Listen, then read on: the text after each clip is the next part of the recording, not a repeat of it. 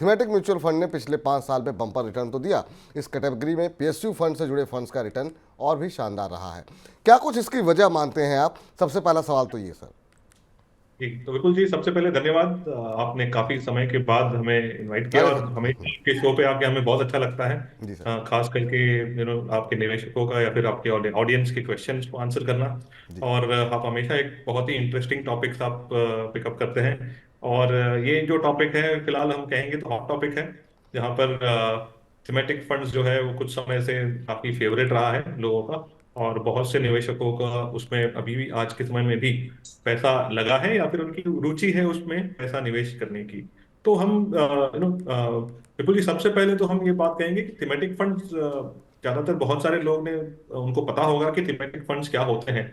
लेकिन कहीं ना कहीं एक बेसिक रूल से शुरू करते हैं कि थीमेटिक फंड ऐसे ये फंड्स हैं जहाँ पे एक पर्टिकुलर थीम या सेक्टर को लेकर वो फंड में पूरा पैसा लगता है। अब समझ लीजिए कि जैसे कि आपने जैसे एक एग्जांपल ले लिया पीएसयू, तो पब्लिक सेक्टर यूनिट्स, राइट। तो पब्लिक सेक्टर यूनिट्स जितने भी लिस्टेड है उनका एक पोर्टफोलियो बनेगा और उसमें जो है आपका पैसा लगता है।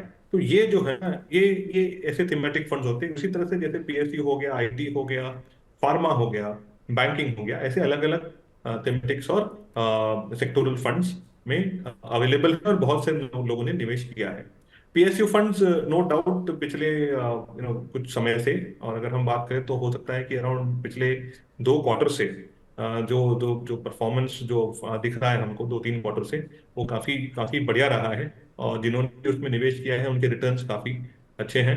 अ, अ, हमेशा हमें याद रखना है कि थीमेटिक फंड्स है ना, एक एक साइकिल के दौरान भी जा सकते हैं, जहाँ पे एक एक अच्छा साइकिल आएगा और जी हो सकता है कि कुछ समय के लिए वो थोड़े टफ फेज से गुजरे, राइट। और वो फेज पे आप और हम क्या करते हैं एज इन्वेस्टर या फिर निवेशक, वो बहुत जरूरी हो जाता है, राइट। तो विपुल जी, मैं आपका जो ये जो सवाल जो है, आप अगर मुझे 1-2 मिनट की अनुमति दे तो एक एक डेटा पॉइंट से शुरू करूंगा। बिल्कुल बिल्कुल सर, सुनाइए सर। जी जी जी। तो बेसिकली अगर हम देखेंगे कि पिछले 1 वर्ष में अगर हम सारे पीएसयू फंड, थीमेटिक फंड्स को अगर देखें और एक एक ग्रिड में डालें, तो उनका रिटर्न्स जो है ना, एवरेज रिटर्न्स आता है अराउंड 86% 1 साल का। ओके। उसी तरीके से अगर हमने डाइवर्सिफाइड फंड जैसे कि equity large and mid cap हो गया, या फिर फ्लेक्सी कैप हो गया, या मल्टी कैप हो गया, अगर उनका रिटर्न देखेंगे तो उनका रिटर्न आता है अराउंड 38% आता है लार्ज एंड मिड कैप का। फ्लेक्सी कैप का अराउंड एवरेज 33%, 33.6 आ रहा है। मल्टी कैप का अराउंड 40% आ रहा है, राइट। 1 साल का रिटर्न है। अब यहाँ पे अगर हम देखेंगे तो नो डाउट हमारा थीमेटिक फंड जो है, खास करके पीएसयू फंड, एक आउटराइट विनर के नाम से कहा जाएगा, करेक्ट, राइट। इसी को हम अगर समझ लीजिए और 3 साल में ले जाए और 5 साल में ले जाए, तो वो काफी अच्छा परफॉर्मेंस दिख रहा है, नो डाउट। बिकॉज 1 साल का नंबर जो है ना, वो आपका 3 साल और 5 साल का नंबर को भी और अच्छा बना देता है, अगर आपका 1 साल अच्छा गया हो तो। इसी नंबर को अगर मैं 10 साल में देखूं विपुल जी, राइट, तो लार्ज और मिड कैप कैटेगरी और फ्लेक्सी कैप कैटेगरी का एवरेज रिटर्न जो है वो तकरीबन 16% या 15% आ रहा है। और थीमेटिक फंड अगर मैं पीएसयू की बात करूं तो तकरीबन 16% आ रहा है, और ये 16% में 1 साल का 86% परफॉर्मेंस भी एडेड है, राइट। जी तो पॉइंट ये मैं कहना चाहता हूं कि थीमेटिक फंड्स में अगर आप निवेश करें तो अपने रिस्क एपेटाइट के अनुसार करें।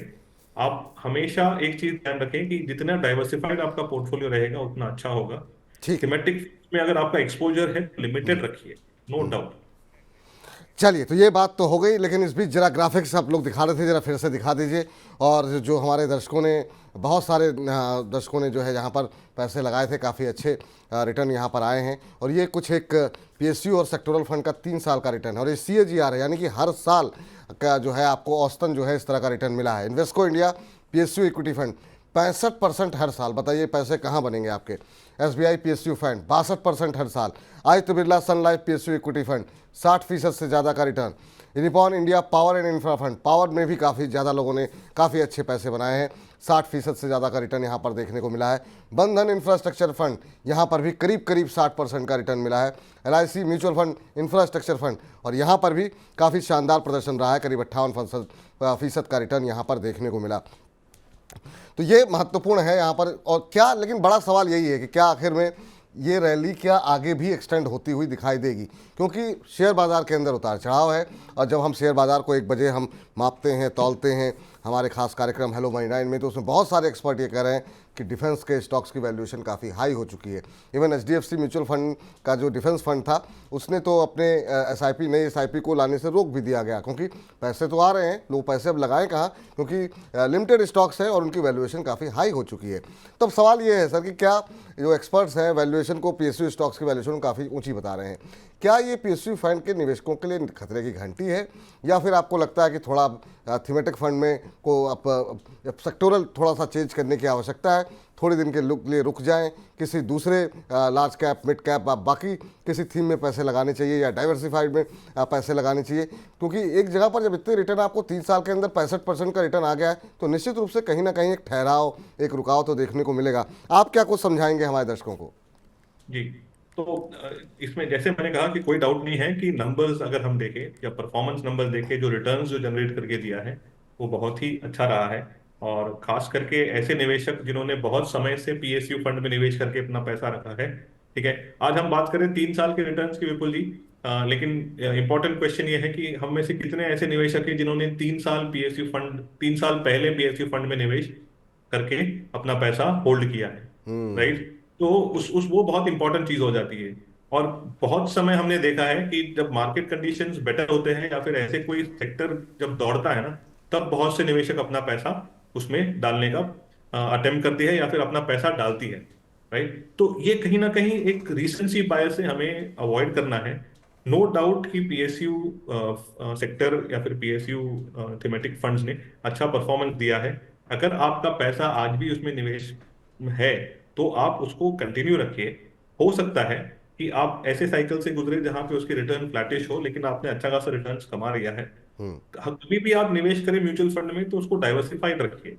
जी, ठीक है। अगर आप मान लीजिए कि PSU फंड आपका पोर्टफोलियो का अगर अगर 10% है, 15% है, ठीक है, उसके बियॉन्ड मत जाइए। ठीक है। अगर आपका PSU फंड ही आपका सबसे बड़ा कंट्रीब्यूटर है पोर्टफोलियो में, राइट, तो बिकॉज हम और आप विपुल जी सब जानते हैं और आपके दर्शक भी जानते हैं कि पब्लिक सेक्टर स्टॉक्स कभी कभार टेंडेंसी होती है कि वो कभी कभार काफी लंबे समय तक फ्लैटिश रहते हैं या फिर नहीं काम बिल्कुल करते। बिल्कुल बिल्कुल। तो ये जो है ना, फिर उस समय में मायूस होकर उस पैसे को आप नहीं निकलना या फिर उसको अवॉइड करना। ठीक है, उससे अच्छा तो आप अभी से थोड़ा सा संभलने की बात नहीं है। जब तक आपको रिटर्न मिल रहा है तब तक सभी खुश हो जाते हैं, लेकिन ये रिटर्न अभी भी अगर हम बात करें सारे म्यूचुअल फंड के रिटर्न, हम कोई भी कैटेगरी ले ले विपुल जी, जब तक हम उसको रियलाइज नहीं करते, जब तक वो पैसा मेरे जेब में नहीं आता, तब तक वो नोशनल प्रॉफिट या नोशनल लॉस है। बिल्कुल। राइट। ठीक है। तो आप उसके अनुसार चलिए। एक लिमिटेड एलोकेशन कोई भी थीमेटिक फंड या फिर थीमेटिक या सेक्टोरल फंड जो आपको अच्छा लगता है या फिर जिसकी पोटेंशियल है अच्छा करने की, उसमें आप बिल्कुल रख सकते हैं, लेकिन ओवरबोर्ड जाना एक अच्छी बात नहीं है।